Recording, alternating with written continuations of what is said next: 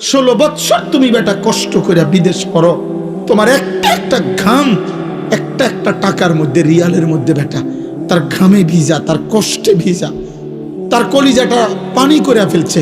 আজকে 18 বছর, 20 বছর বিদেশে থাকে, একবেলা খানা দেই না কেউ নাই, এক গ্লাস পানি আগায় দেওয়ার মতো কেউ নাই, একটা জামা ধুইয়া দেওয়ার মতো কেউ নাই, একটা ভালোবাসবে একটা বিবি নাই, বাচ্চা নাই, কেউ নাই।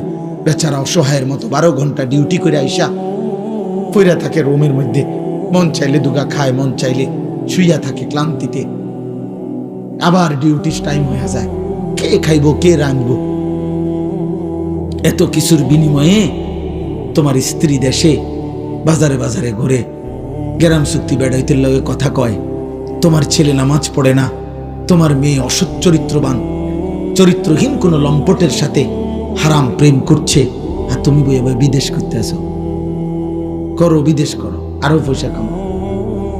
কেউ রাগ হইলে, কোন প্রবাসী যদি বা আমার কথা বলতে বলে, আমি তাকে বলতে চাই, ভাই তোর কষ্টের টাকা, তোর মেহনতের টাকা, তোর কলিজার ঘাম করা টাকা তোর স্ত্রী সন্তান আল্লাহর নাফরমানিতে ব্যয় করছে।